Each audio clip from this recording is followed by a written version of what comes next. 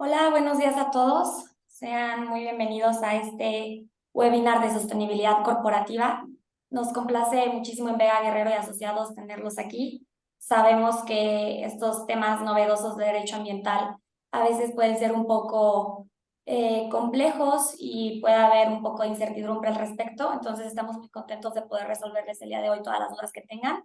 Me presento brevemente. Soy Lisbeth Espinosa Macías. Soy integrante del área de la práctica de Derecho Ambiental aquí en la firma y el día de hoy tengo el gusto de compartir espacio con el licenciado Joaquín Vega Martínez, socio de la firma y director del área corporativa, y el licenciado Luis Fernando Fausto Flores, director del área fiscal y administrativa. Entonces, sin más por el momento y por respeto a todo el tiempo de los demás, daremos inicio. Ahí está. Bueno, primero que nada vamos a ver un poco de lo que se verá en este webinar. Empezaremos viendo en general cuál es el marco legal mexicano en materia ambiental para poder tener un panorama sobre todo lo que involucra las regulaciones en la materia. Después pasaremos a ver cuáles son las obligaciones principales de las empresas en tres puntos focales. Primero, en materia de impacto ambiental, después, en materia de emisiones atmosféricas y finalmente continuaremos con materia de gestión y prevención de residuos. Después de esto pasaremos a ver cómo es que la autoridad puede llegar a sancionarnos a través de los descubrimientos que se hagan en las visitas de inspección y verificación. Y viendo esto veremos cuáles son los dos tipos de sanciones más comunes, que son penales y administrativas, para que después el licenciado Luis Fernando nos comparta cuáles son los medios de impugnar estas sanciones administrativas. Vamos a ver un poco de esto. Y después el licenciado Joaquín nos va a compartir un poco sobre las consideraciones ambientales en los contratos. ¿Cuáles son los requisitos ESG? Por sus siglas en inglés significa Environmental Social Governance. Finalmente terminaremos viendo cuáles son los incentivos del compliance ambiental, cuáles son los beneficios de seguir todas estas regulaciones más allá de que no nos multen. Si tienen alguna duda a lo largo de este webinar, siéntanse la libertad de colocar sus preguntas en el chat y al final daremos un espacio para resolverlas todas. Dicho esto, daremos inicio con el marco legal mexicano.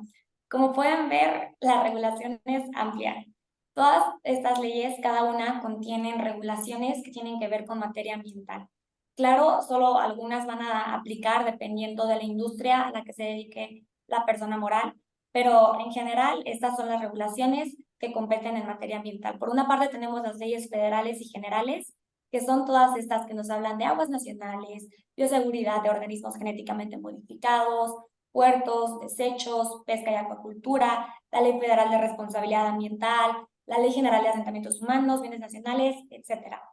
Cada una de estas leyes encuadra regulaciones ambientales y además cuentan con reglamentos, como es el caso de la LEGEPA, que en total son 6 reglamentos que completan la regulación. Entonces, solamente leyes federales y leyes generales, la regulación es muy, muy amplia. Adicionalmente, tenemos las leyes estatales que, nuevamente, dependiendo de la industria a la que se dedique la persona moral, va a ser si se trata de, si se tiene que atender a la jurisdicción federal o estatal. Y cada estado tiene diferentes regulaciones que pueden variar muchísimo. Entonces, esto complica un poco más la situación. Además, están las normas oficiales mexicanas, que son normas técnicas que exigen ciertos estándares en los procesos de producción.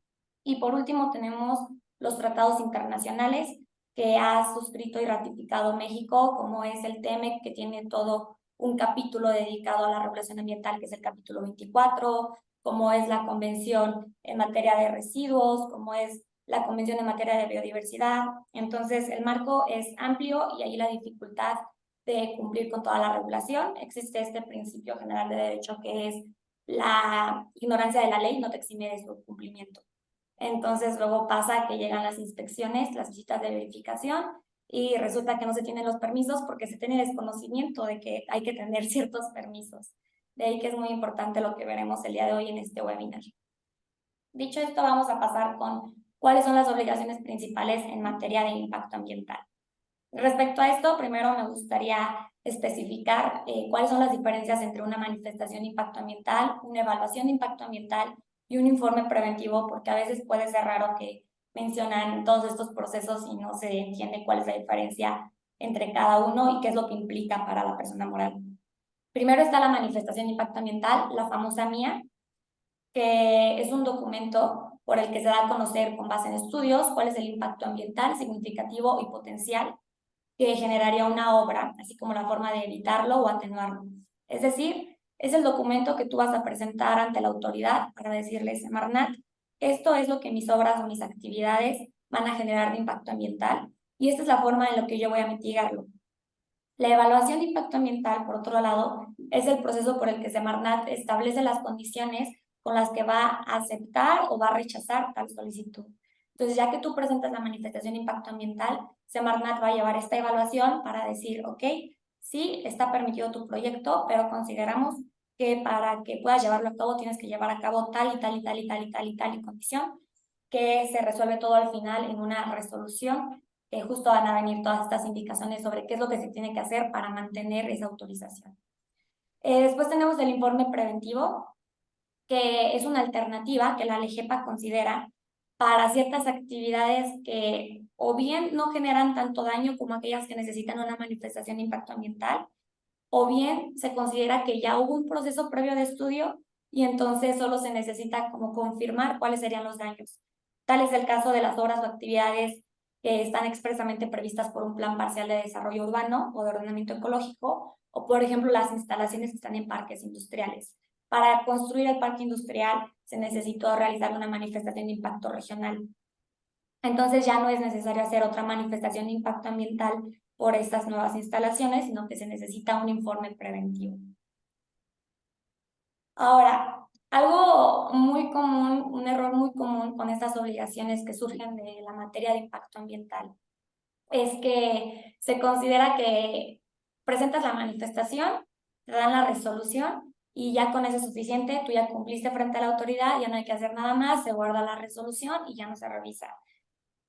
Contrario a esto, en realidad, la resolución que te da la manifestación, la evaluación de impacto ambiental, son de carácter casuístico y periódico y adicionalmente estas obligaciones de cumplir con la manifestación de impacto ambiental son preventivas y no correctivas.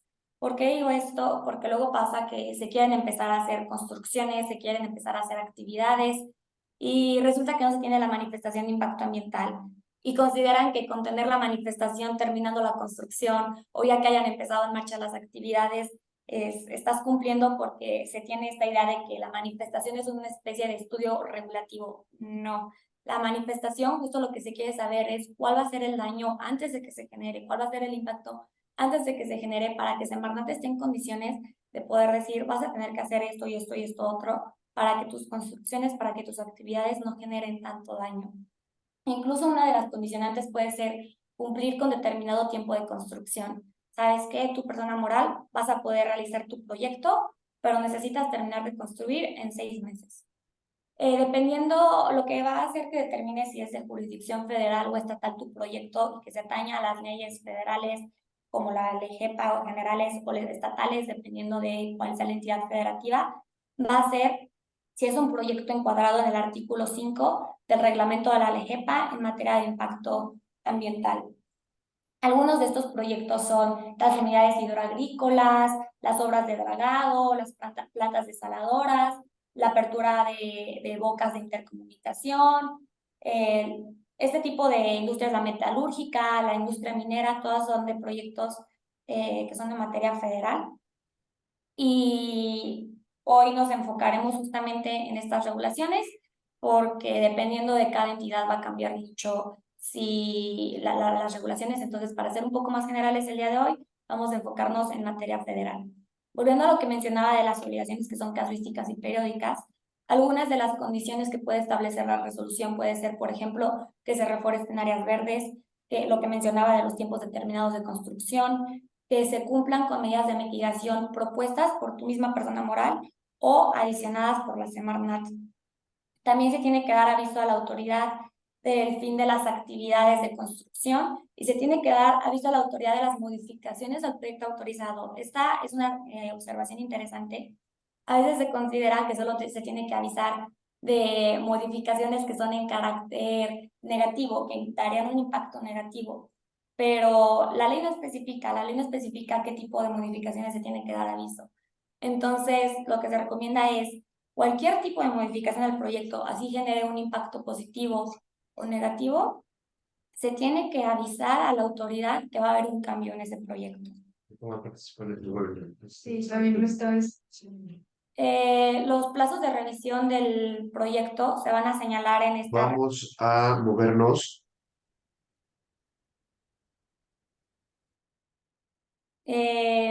Entonces, es la misma resolución la que va a determinar cuáles son las condiciones específicas, cuáles son los plazos de revisión y en sí cuáles son las características especiales. Todo esto va a depender muchísimo de la industria, no van a ser las mismas condiciones a una empresa de la industria metalúrgica, a una empresa que se dedica al sector agrícola.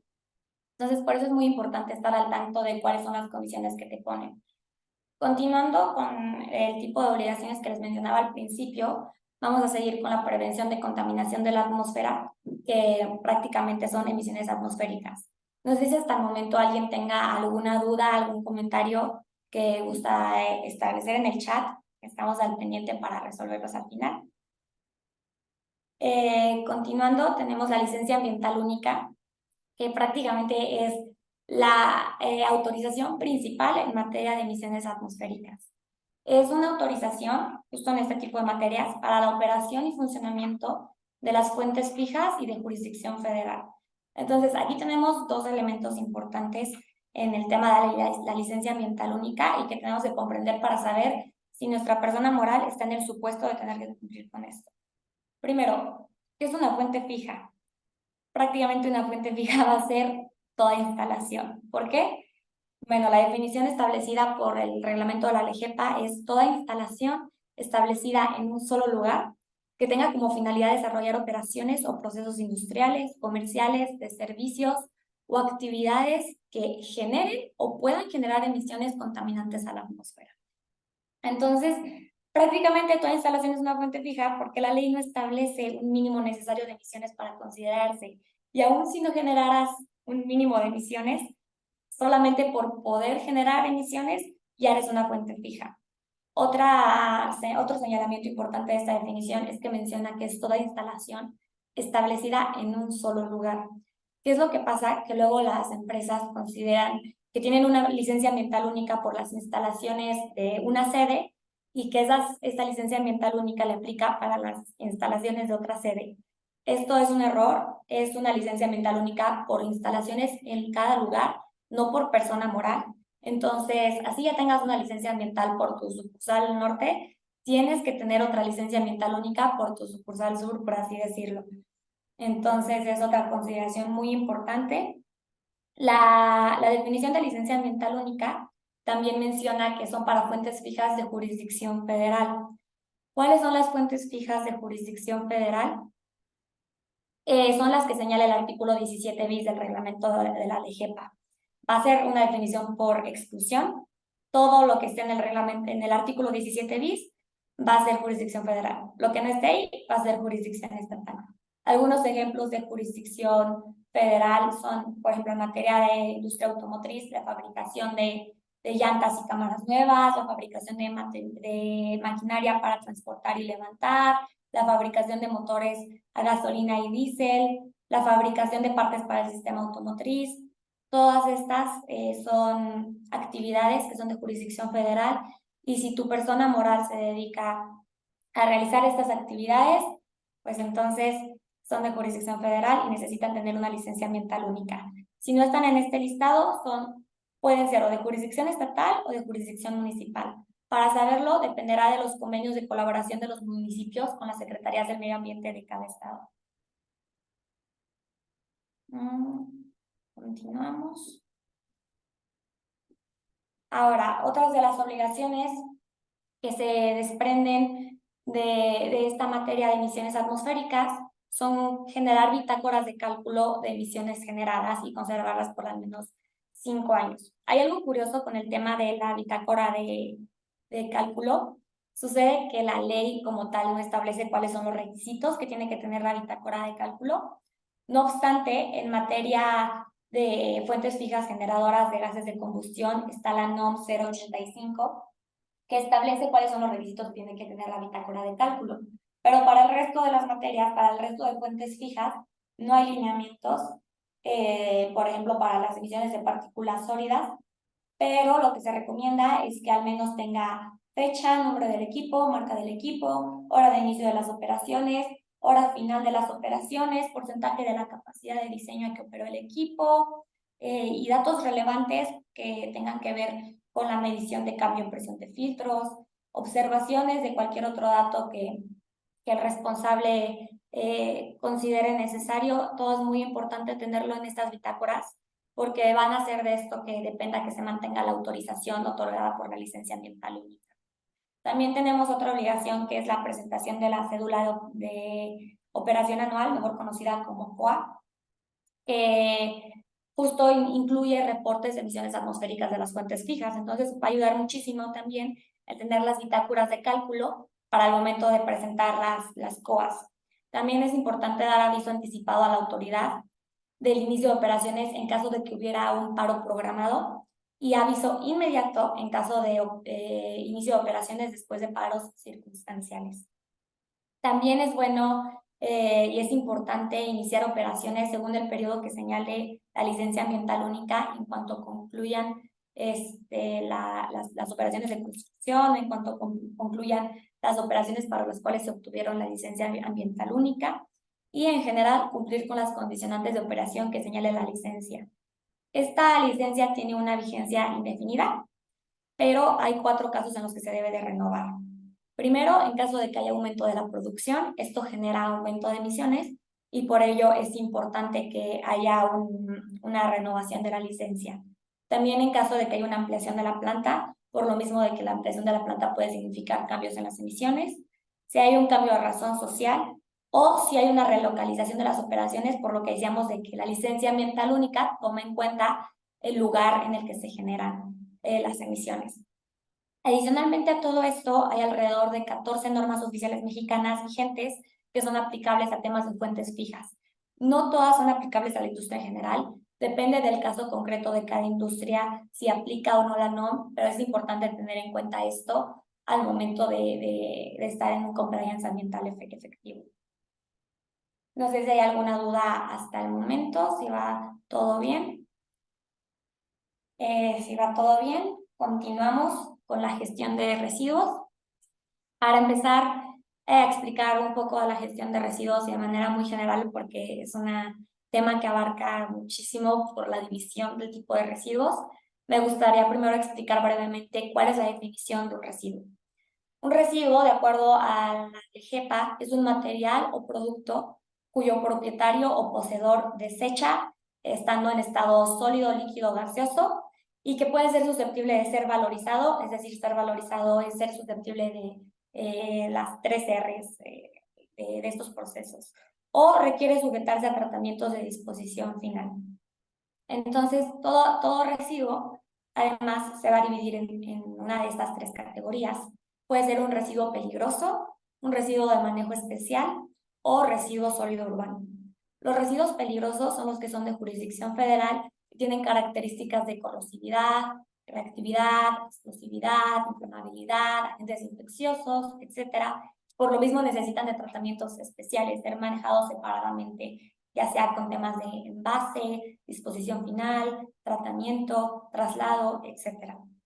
Después están los residuos de manejo especial, que son aquellos que se generan por procesos productivos y que no son ni peligrosos ni sólidos urbanos. Estos están determinados por por la NOM 161. Este establece cuáles son los criterios para su clasificación y cuáles están sujetos a planes de manejo. Más adelante especificaré cuáles son los planes de manejo, que es una de las obligaciones más importantes en materia de gestión de residuos. Estos son de jurisdicción estatal, entonces por lo mismo que les comentaba anteriormente, no vamos a ver mucho de la regulación de los residuos de manejo especial, porque va a variar mucho de cada entidad a otra. Y por último, tenemos los residuos sólidos urbanos.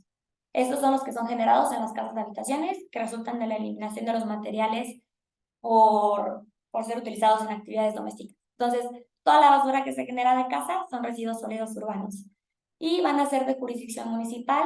Son los únicos de todos estos 3 residuos que son de manejo público, su responsabilidad es del Estado, entonces tampoco lo veremos el día de hoy en este webinar. Entonces, si no nos vamos a enfocar en residuos de manejo especial ni en sólidos urbanos, nos queda enfocarnos en residuos peligrosos.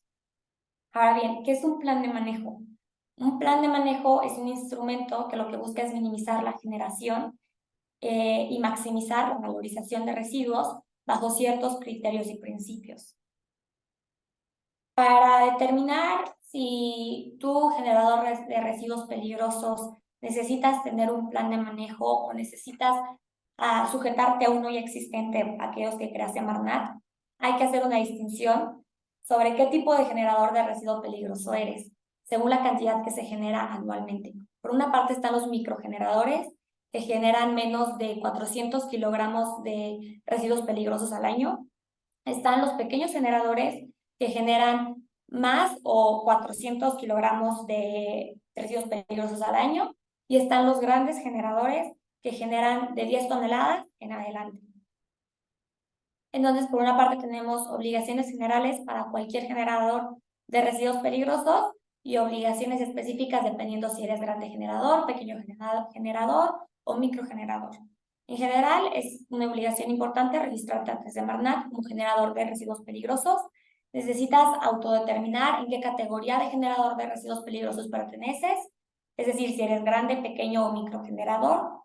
Necesitas proveer la información del lugar en el que se generan los residuos peligrosos y necesitas identificar y clasificar cuáles son esos residuos peligrosos. Para todo esto hay normas oficiales mexicanas que te guían para saber justo la clasificación de tus residuos peligrosos. Se necesita brindar el tratamiento especial correspondiente, como ya lo mencionaba, en temas de envase, etiquetado, almacén, transporte. Todo esto está establecido en el reglamento de la LGEPA y en la Ley General de Prevención y Gestión Integral de Residuos. Y además se tiene que dar aviso a la Semarnat del cierre de instalaciones cuando dejen de operar o en caso de que se dejen de producir los residuos peligrosos por los cuales se obtuvo la autorización. Ahora, yendo a las obligaciones específicas, tenemos por una parte que los grandes generadores tienen que presentar un plan de manejo de residuos peligrosos. Ellos tienen que generar un plan de manejo específico a su industria y además tienen que contar con un seguro ambiental. Es curioso porque la ley no establece las características mínimas del seguro ambiental. No obstante, nosotros desde nuestra expertise y desde una interpretación muy sistemática de la ley, consideramos que el seguro ambiental debe de cubrir al menos los gastos que se generarían en caso de tener que pagar una remediación de suelos si se derramaran los residuos peligrosos que generas tú como persona moral. Los grandes y pequeños generadores tienen que cumplir con una bitácora de registro del volumen anual de los residuos generados y conservarla por 5 años, muy parecida a la bitácora de operaciones que manejábamos y que mencionábamos en emisiones atmosféricas. Los pequeños y los microgeneradores tienen que sujetar sus residuos a planes de manejo. A diferencia de los grandes generadores, tú como pequeño o microgenerador puedes sujetarte a un plan de manejo de los que ya existen y fueron formulados por Semarnat y no es necesario que hagas uno en específico. Y los microgeneradores tienen que registrarse con las autoridades estatales y municipales en caso de que haya convenios de descentralización. Hay ocasiones en las que si bien tú generas residuos peligrosos, por las cantidades que generas, te puedes sujetar a las autoridades estatales o municipales en lugar de sujetarte a jurisdicción federal. Habrá que ver en el caso específico de la entidad a la que pertenece tu industria si existen estos convenios de descentralización. Justo esta era la NOM que les mencionaba hace un momento, la NOM 52, que menciona cuál es la identificación, el proceso de identificación de residuos peligrosos, ya sea por fuente específica, por fuente no específica, si son desechos de productos químicos, si son tóxicos agudos o si son tóxicos crónicos, y dependiendo de las condiciones particulares de manejo. Así es como se va a identificar qué tipo de residuo peligroso generas. No sé si hay alguna duda por el momento, si todo vaya bien. Si gustan, ya saben, está el chat disponible para colocarlas. De no haber ninguna duda, continuamos con el tema de inspección y vigilancia. Ya vimos cuáles son las obligaciones que tu persona moral debes de cumplir, pero cómo es que la autoridad se puede dar cuenta que estás en un estado de incumplimiento o que eres acreedor de una sanción. Bueno, para eso están las actividades de inspección y vigilancia, las facultades de comprobación de la Semarnat que están consagrados de los artículos 161 a 169 de la LEGEPA. Justo aquí tenemos el artículo 162, que menciona que el personal de la Secretaría de Medio Ambiente podrá realizar visitas de inspección, y que estas visitas de inspección deben de contar con un documento oficial que acredite o autorice a las personas que las practican, y que además tiene que contar con una orden escrita, fundada y motivada, en la que se precisa el lugar o zona que se debe inspeccionar. Estas visitas no se anticipan antes a la persona moral, por así decirlo, son de sorpresa, justo por el carácter, las características de la materia ambiental. Entonces es muy importante siempre estar en compliance efectivo para evitar que reciban una inspección, una visita de inspección, y sorpresa no se cuentan con los permisos. La Procuraduría Federal de Protección al Ambiente es quien realiza estas visitas, está facultada por la Semarnat a través del reglamento interno de esta institución, de este órgano. En el artículo 45 se menciona que la Profepa es la que está a cargo de las facultades de programar, ordenar y realizar visitas u operativos de inspección, justo para vigilar y evaluar el cumplimiento de las disposiciones aplicables en las materias que ya mencioné y en muchas otras materias que tienen que ver con regulaciones de materia ambiental. También es importante mencionar que, además de su facultad, por así decirlo, de oficio de la Profepa de realizar estas inspecciones, también tiene la facultad y obligación de atender las denuncias públicas en materia de ambiental y realizar todas las diligencias necesarias para determinar si realmente se sucedieron estos actos por los que se acusa a la persona moral. Existe este sistema de denuncias públicas, de denuncias de particulares, en el que el público en general puede acercarse a la Profepa, y si nota cosas raras, si nota, por ejemplo, en materia de descarga de aguas, que una compañía no está siguiendo las regulaciones y que está desechando sustancias sospechosas a cuerpos de agua, pueden ir a la Profepa y pueden denunciar, y la Profepa va a estar facultada y obligada a investigar estos actos y determinar si realmente existe un incumplimiento. Ahora, en cuanto a esto, es muy importante mencionar la existencia de dos tipos de principios en materia ambiental: el principio de prevención y el principio de precaución.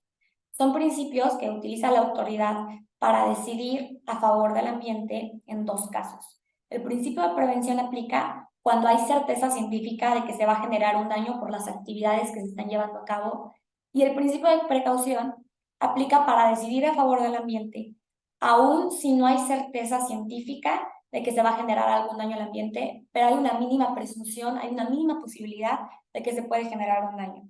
Esto es súper importante porque significa que entonces tu persona moral vas a estar ahora en la obligación de comprobar que efectivamente tus actividades no están generando ningún daño al ambiente y no son propensas a generar ningún daño, ningún impacto al ambiente.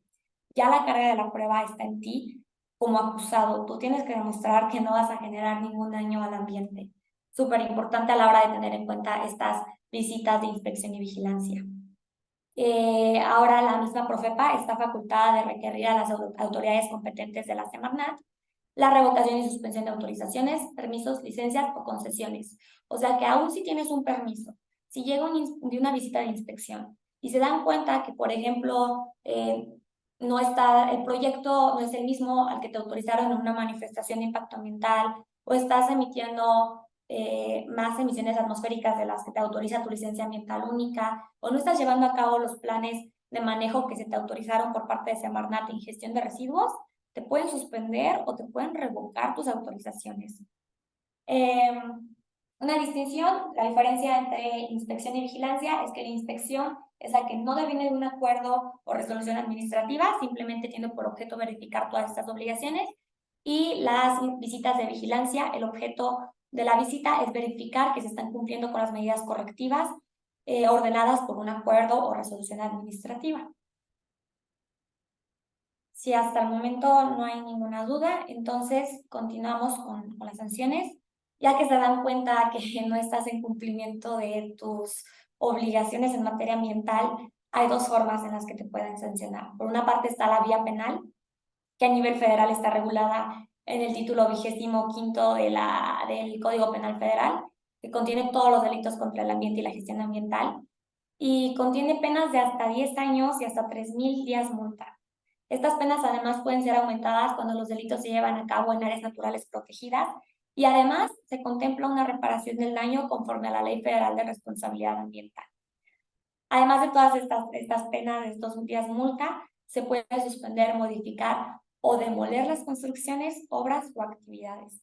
Entonces, hasta este punto pueden llegar las consecuencias de incumplir con todas estas obligaciones, que claro, sería muy desafortunado que justamente por desconocimiento de la existencia de estas obligaciones, te terminen suspendiendo o demoliendo tus obras o tus actividades. Y por otra parte está la vía administrativa, que pueden ser multas, clausuras, decomiso, demolición de obras no autorizadas, incluso el arresto administrativo. Dicho esto, le cedo el uso de la voz al licenciado Luis Fernando para que nos explique un poco cuáles son los medios de defensa que tenemos ante estas sanciones administrativas. Hola a todos, muchas gracias, Liz. Sí, como bien lo comenta Liz, ante el incumplimiento de las normas ambientales, las autoridades están facultadas para determinar sanciones. Como lo acaba de señalar, tanto en la vía penal como en la vía administrativa. En este caso les voy a hablar un poco más sobre la vía administrativa, las sanciones más allá, sobre los medios de defensa en contra de las mismas. Las normas ambientales prevén dentro de su cuerpo, primero una instancia en sede administrativa o en sede ante la propia autoridad que emite la determinación, la sanción, es decir, la afecta a la seguridad, las autoridades estatales, incluso las municipales en conjunto, tienen un recurso ante la misma autoridad, leyes siempre revisadas por su superior general. Y en estos casos, pues es el recurso de revisión. Este recurso de revisión, la compañía o la persona revisada, sancionada, cuenta con 15 días para presentar el recurso ante la propia autoridad. Y es quien lo revisa y lo determina el superior jerárquico y ve todo. ¿Qué es importante o cuáles son los temas aquí del recurso de revisión ante autoridad? Es que si bien el nivel superior jerárquico puedes presentar cierta documentación que en un momento de instrucción no se presenta. Y debe de ser analizada, aunque en la mayoría de las ocasiones hemos determinado, hemos visto que en sede administrativa la autoridad pues, rara vez señala o resuelve que hubo un incumplimiento por parte de su inspector o de la persona que le ejecutó el acto y resuelve de manera favorable o señalando la legalidad de la norma, de la sanción, pues vale la pena interpretar. El otro medio de defensa es un juicio de nulidad, el juicio de nulidad en materia ambiental federal realizada en materia ambiental, que es importante señalar su tiene competencia en todo territorio nacional. Es decir, en México, si en León, si en Guanajuato, si en Aguascalientes, funciona. La sala que conocerá de este juicio se encuentra en la Ciudad de México.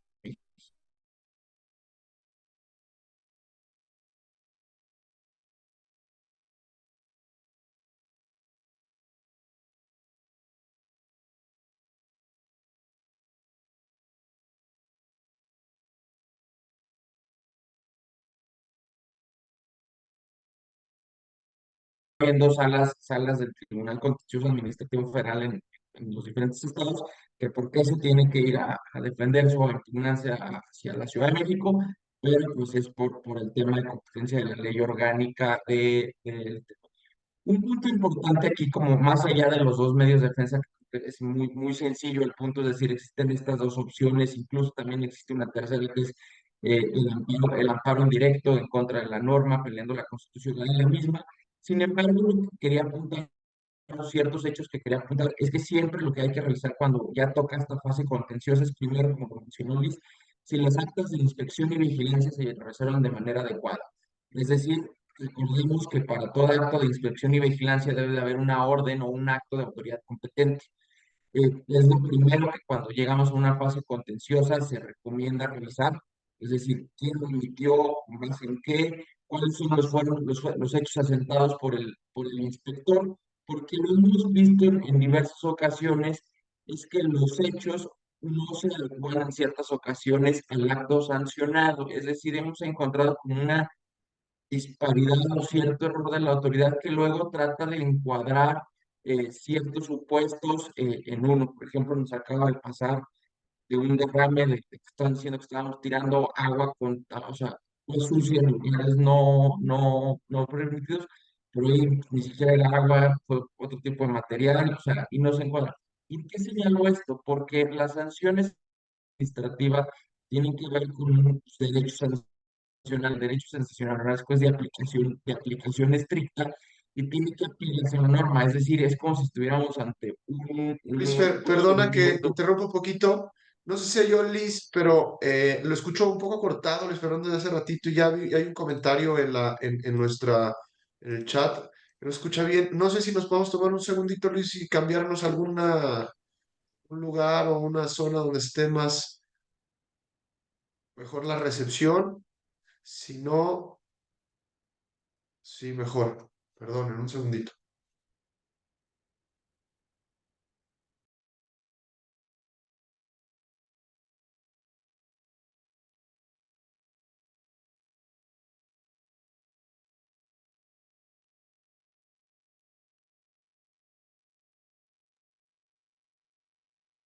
Espero que aquí me escuchen mucho mejor. No sé, Liz, Joaquín.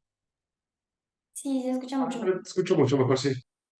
Ah, perfecto. Bueno, recapitulando este tema, les decía brevemente, existen dos medios de defensa, incluso el tercero que no nos hablamos, pero es un juicio de amparo indirecto, y es uno, el recurso de revisión, que es un recurso en sede administrativa, es decir, es ante la propia autoridad, SENAT, PROFEPA, el municipio o el estado, quien haya hecho el acto de inspección y vigilancia, ante él se presenta el recurso.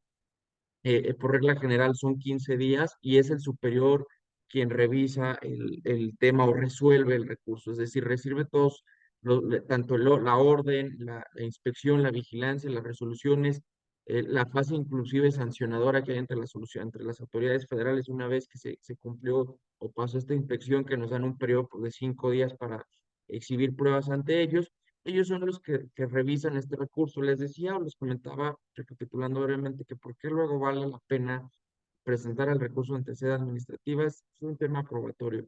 Es decir, si bien es el superior jerárquico quien va a revisar que se hayan los documentos en caso de algún faltante, pues existe esta oportunidad de exhibírselos ante ellos en esta sede administrativa para que pues, lo valoren. Muchas veces la verdad es que la autoridad rara vez determina que hubo un incumplimiento por parte de ellos mismos o que hubo una violación en el acta de inspección o en la propia orden, es decir, rara vez se consigue, menos que sea muy evidente, nos ha tocado evitar, si no, lo validan. Ahora bien, una vez que pasa esta fase, o incluso antes, la propia compañía puede irse a un juicio de nulidad. Es decir, la compañía sancionada o la persona sancionada, al tener este acto, tiene dos vías: irse primero al recurso de revisión o incluso irse de manera directa al juicio de nulidad.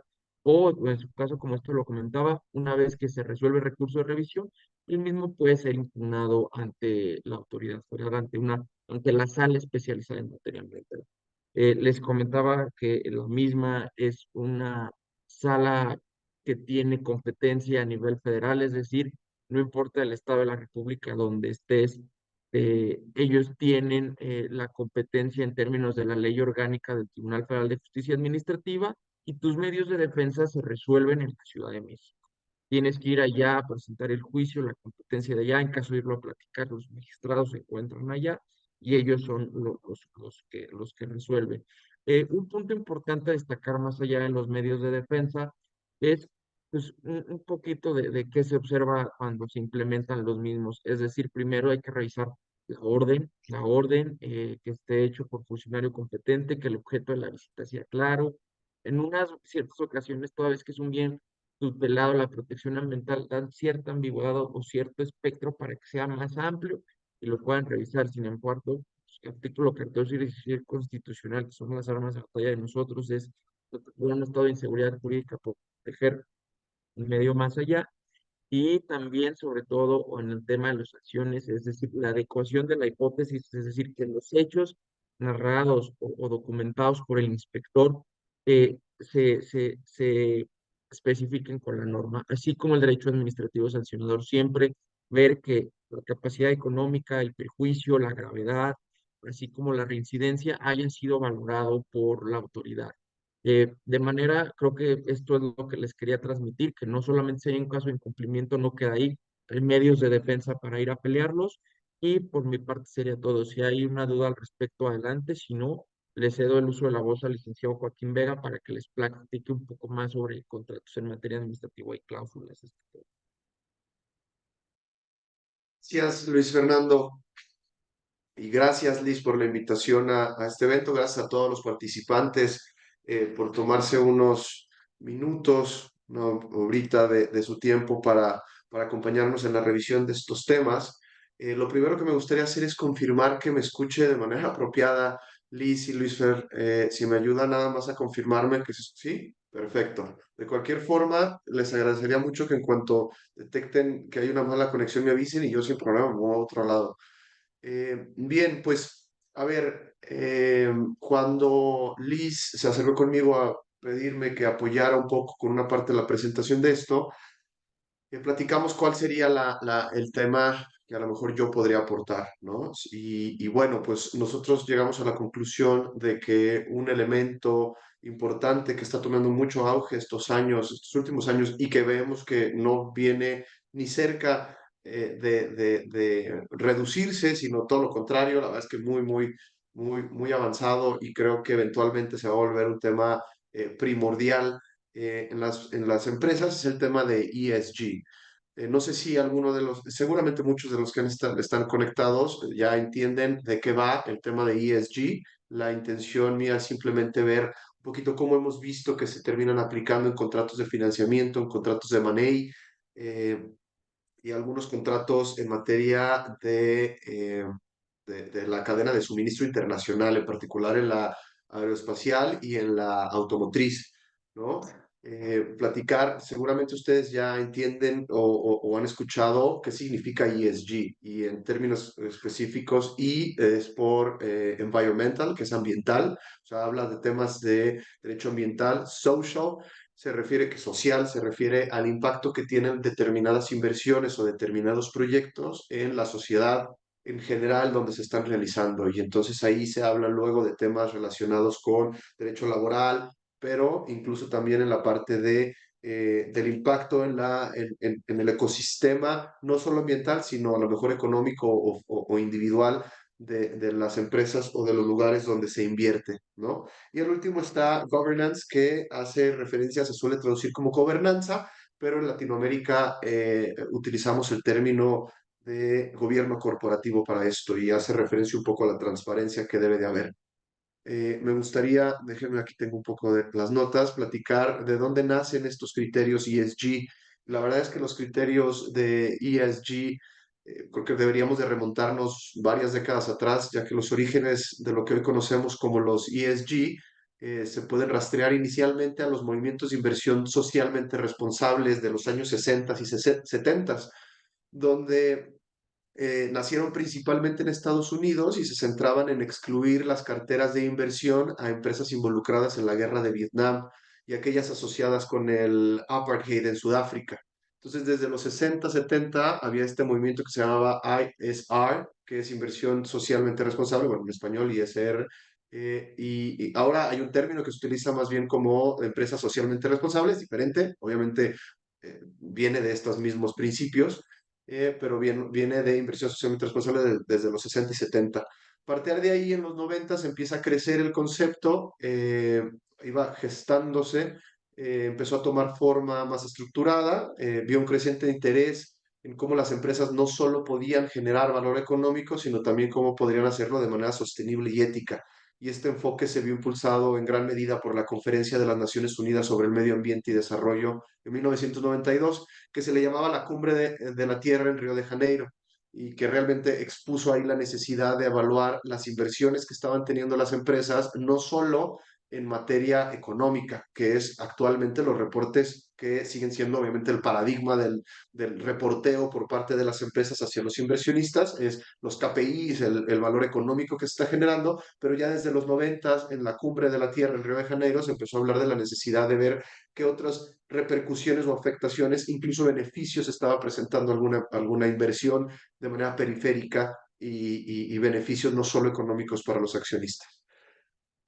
Cuando esto de pronto se vuelve ya el término, más bien se empieza a involucrar la parte financiera, que es como vamos a lo mejor a aterrizar un poquito esta cláusula que desde hace tiempo están viendo en la pantalla, es que en el 2004 el secretario general de las Naciones Unidas, Kofi Annan, invitó a los 50, de manera pública, invitó a los 50 CEOs más importantes del mundo a participar en una iniciativa del Pacto Global de la ONU, que seguramente lo han escuchado, es muy famoso.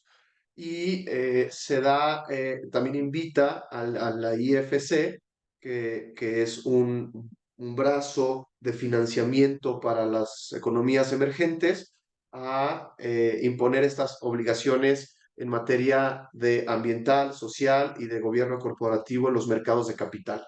Esto culminó con un informe que se llama Hookers Win en 2005, que argumentaba que integrar cuestiones de ESG o ASG en español en las decisiones de inversión y gestión podría mejorar los resultados a largo plazo. Entonces, desde entonces se ha estado escuchando. Eh, la crisis del 2008 también tuvo un papel importante porque se reconoció que, por eso está la parte de gobernanza, que era importantísimo tener mediciones o reporteo, no solo en cuestiones de números o de resultados financieros, sino en temas de transparencia, en temas de impacto social, etcétera. Hoy en día, pues los ESG se han convertido en un componente esencial en todo el mundo, en todas las cadenas de suministro. En particular, yo vería dos vertientes, ahorita las platicamos, en el mundo financiero y en el mundo de las cadenas de suministro en las industrias, aunque valga la redundancia, industrializadas, es decir, todos los procesos de manufactura que estamos teniendo en la zona bajío del país y en toda la zona norte, que implican que podría llegar a generar un impacto relevante en el tema, no solo como sucedió en los parques fotovoltaicos, parques eólicos, toda la inversión que venía sustentable. Por un lado, faltaba o había estado faltando revisar el impacto que estaban teniendo, por ejemplo, los pueblos originarios. Y entonces México ha sido de los primeros que empezó a poner regulaciones para que las inversiones que se hicieran cerca de poblaciones, digamos, no centros, no ciudades ni centros cosmopolitas, sino a lo mejor otros centros de poblaciones más pequeños, ellos tuvieran participación respecto a la aceptación o no de esta inversión, ¿no? Pero eso es relativamente nuevo. Eh, entonces, está la parte financiera se fundamenta de nuevo en normas, las normas de desempeño sobre sustentabilidad ambiental y social de la IFC, y pues son establecidas como por su nombre lo indica, que es la IFC, que es parte del Banco Mundial de México, y representan un conjunto de 8 normas que definen las responsabilidades que las empresas en la gestión de riesgo y ambientales y sociales. Eh, lo que se empieza a ver es que todas aquellas, me voy a regresar, nada más quiero ver aquí. ¿Me ayudas a regresarle, Lisbeth? A lo mejor todavía no o Michelle, por favor. Sí, es importante a lo mejor revisar esta cláusula. Lo que estamos viendo precisamente esta es una cláusula que yo extraje de un contrato de financiamiento de un fondo de inversión que estaba haciendo sobre una empresa en el Bajío. Entonces, era crédito, no estaban comprando acciones, era un crédito relevante, iba a apalancar mucho a la empresa, entonces era un crédito que implicaba mucho riesgo y lo que hacían era pues precisamente hacer un due diligence de toda la empresa para verificar la viabilidad de la inversión que se iba a hacer, porque específicamente el financiamiento estaba etiquetado para un proyecto en particular, ¿no? Entonces, financieramente se ha sentido, pero pusieron esta cláusula, ¿no? Como pueden ver ahí, están poniendo, dice, cumplimiento con políticas ESG. Los acreditados deberán, dentro de un plazo de 120 días naturales, llevar a cabo todos los actos necesarios a efecto de implementar políticas internas ambientales, sociales y de gobernanza adecuadas para la industria basadas en los EFC Performance Standards, mismas que el acreditante debe autorizar. Una vez autorizadas, los acreditados deberán entregar al acreditante a más tardar dentro de los primeros 10 días hábiles de cada trimestre un reporte en términos acordados con el acreditante con respecto al cumplimiento de los acreditados en las políticas ESG. Esto era un deal breaker en algún punto para el financiador. Es decir, llegó un punto donde las pláticas era, no hay forma que yo elimine este contrato y la razón era bien sencilla. Es una cláusula cascada, una cláusula espejo que ellos mismos dentro del dinero o de los fondos que habían recibido por parte de pues, sus financiadores o sus inversionistas le habían impuesto la obligación. Es decir, ellos cuando recibieron la cantidad o recursos específicos para poder a su vez colocarlos en esta empresa, decían, oye, todas tus inversiones tienen que traer este compromiso. Y de hecho, en cláusulas posteriores se mencionaba que el incumplimiento a esto generaba una rescisión anticipada del contrato y podría generar, pues eso, o sea, consecuencias financieras relevantes. Entonces, esta es la parte, el EFC Performance Standards, ahorita justo era la diapositiva que vamos a ver en unos minutos, pero todavía no, si quieren regrésale, pero todavía no, ahorita la revisamos, yo sé que ya la quieren revisar, pero ahorita la vemos. Pero la parte importante era también mencionar que la parte automotriz hemos visto, existen ya regulaciones en Europa y en países en específico como Alemania y también en Estados Unidos que cada vez más empiezan a imponer obligaciones en materia de la cadena de suministro, de cumplir con ciertos estándares ESG. No refieren específicamente a los EFC Performance Standards que son más utilizados de nuevo en el sector financiero, para financiamientos, para project finance, etcétera, pero sí que vienen ya obligaciones alemanas que imponen a sus empresas alemanas la obligación de verificar que aunque estén invirtiendo fuera del país, todos sus proyectos y todos sus proveedores deben de cumplir con estándares de sustentabilidad, no solo ambiental, sino de nuevo social y de gobierno corporativo. Entonces, ya hemos empezado a ver nosotros solicitudes de empresas en el sector automotriz, en particular, como le digo, tanto para el mercado americano como el mercado europeo, donde nos están solicitando empezar con este reporteo, ¿no? El reporte de ESG no es algo estándar, no es una normatividad, una legislación como la que estaba revisando esta Liz hace un rato, que es relacionado a ambiental mexicano. Estos son estándares que suelen, digamos, darse, ¿no?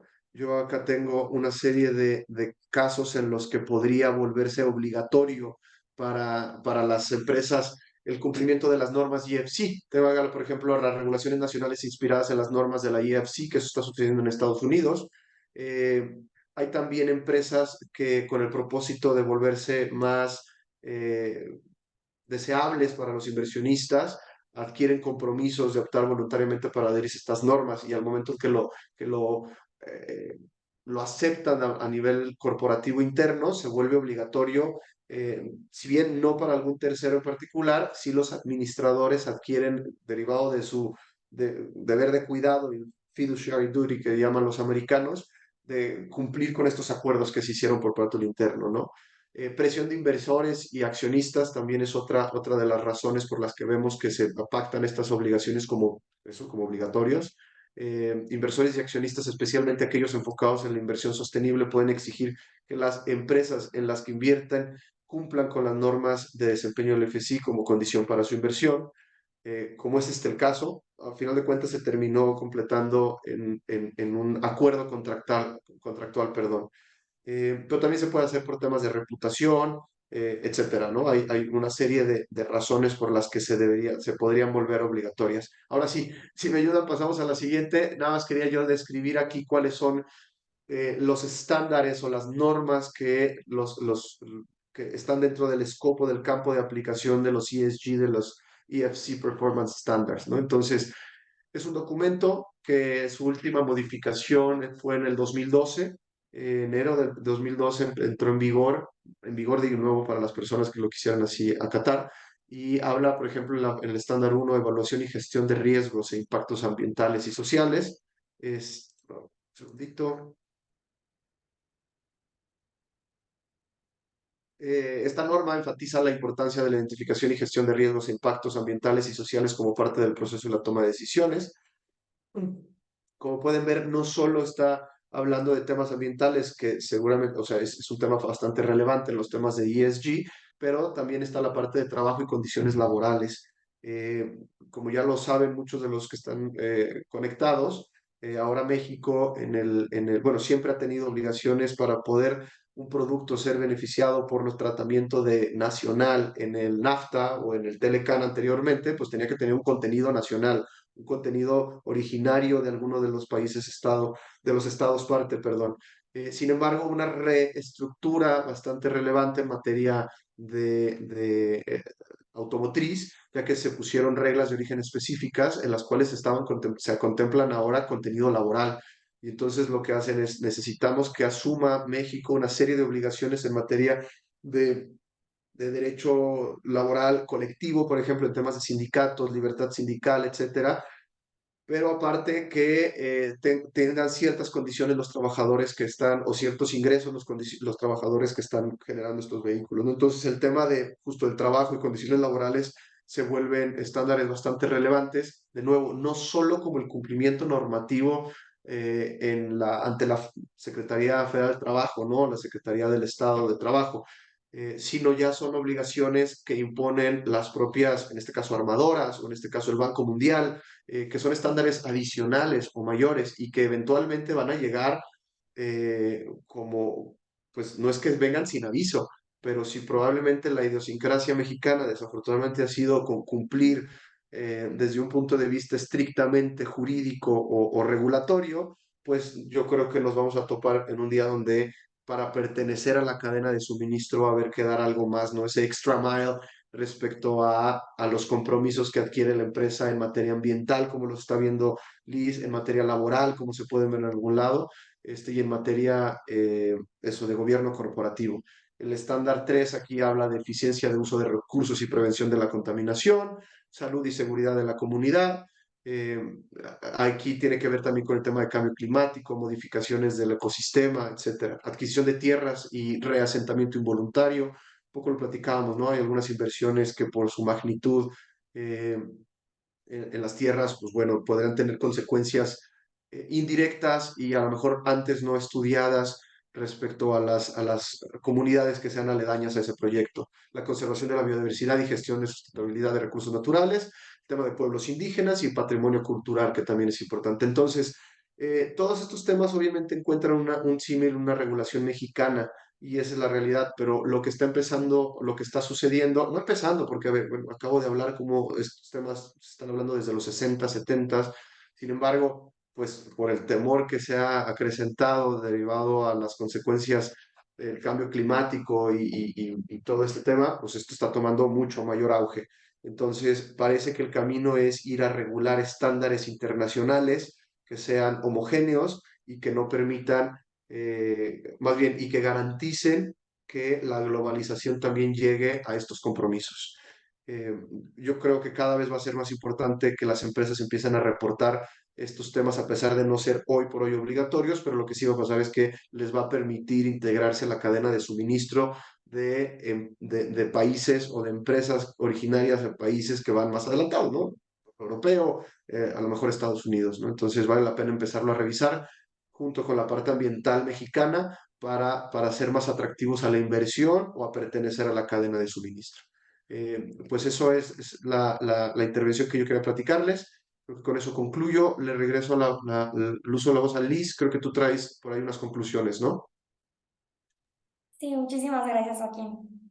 Bueno, con esto, en adición a lo que ya nos comentaba Joaquín, yo también les traigo otros beneficios que vienen en el sentido de aquí el gobierno mexicano que otorga para las personas morales, para las empresas que están en cumplimiento de todas estas regulaciones que ya les mencionaba antes. Están estos certificados de excelencia ambiental que emite la Profepa a través de su Programa Nacional de Auditoría Ambiental, que da 3 tipos de certificados: para industria limpia, para la calidad ambiental y para la calidad ambiental turística. La industria limpia son las empresas que realizan actividades de manufactura y transformación, como las que mencionaba aquí, los que llevan procesos industrializados, procesos de manufactura de cadenas de suministro, como es la industria química, alimenticia, farmacéutica, papelera, petroquímica, plástico, minera, textil, entre otras. También están certificados para la calidad ambiental, que son de empresas que tienen actividades comerciales y de servicios que no son ni industriales ni turísticos, como los hospitales, las agencias automotrices, los supermercados, etcétera. Y por último tenemos la calidad ambiental turística. El certificado de la calidad ambiental turística justo es para las empresas y servicios de actividades turísticas, vaya la redundancia. Tiene el beneficio de que obtener estos certificados es gratuito, no se tiene que pagar por ningún trámite. Lo único que se debe contratar es un auditor ambiental certificado por la Profepa. Se presenta la solicitud de certificado con el informe de auditoría, se establece un plan de acción, se le da seguimiento a ese plan de acción y una vez que la Profepa lo autoriza, este certificado tiene vigencia de 2 años.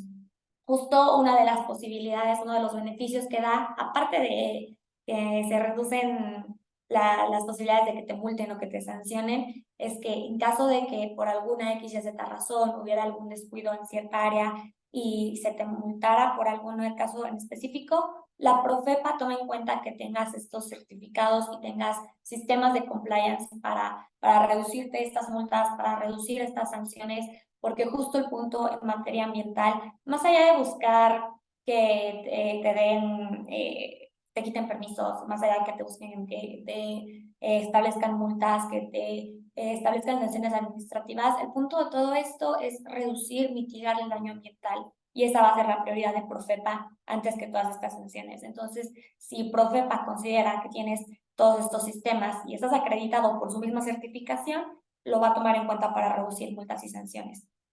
También se reducen los costos de operación porque utilizas menos agua, menos luz en tus procesos y eso se ve reflejado en la cuenta de tu compañía. Y también te ayuda a prepararte para la atención de emergencias ambientales.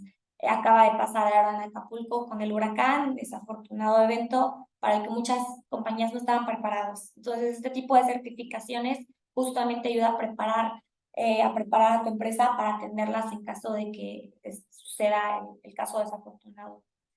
También está la posibilidad de acceder a un reconocimiento de excelencia ambiental.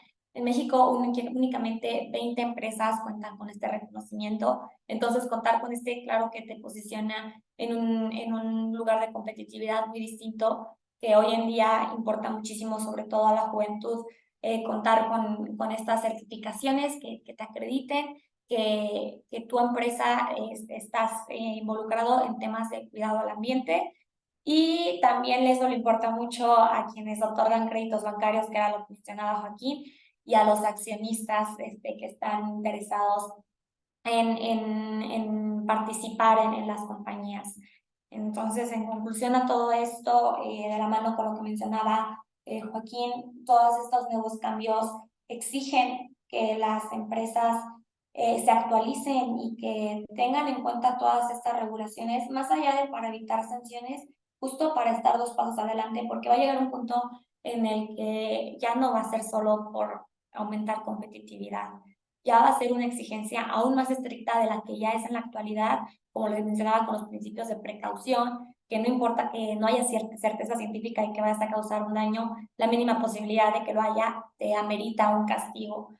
Entonces es muy importante tener en cuenta, esperamos todo este webinar les haya servido para resolver dudas que pudieran existir, pero entendemos que pudieron haber quedado algunas cuestiones sueltas, entonces ¿les parece? Abrimos el espacio para preguntas. Tienen en el espacio disponible aquí por Zoom. No sé si hay algún tema pendiente de tocar que les gustaría mencionar.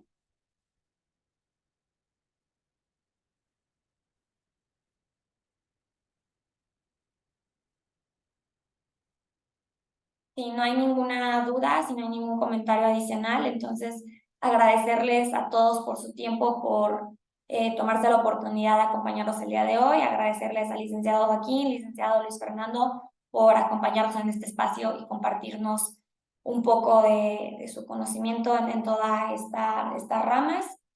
Y pues si no hay nada más, damos por cerrado, concluido este webinar. Muchísimas Muchas gracias. gracias, Liz. Muchas gracias, Luis Fernando. Nos vemos. Gracias a todos.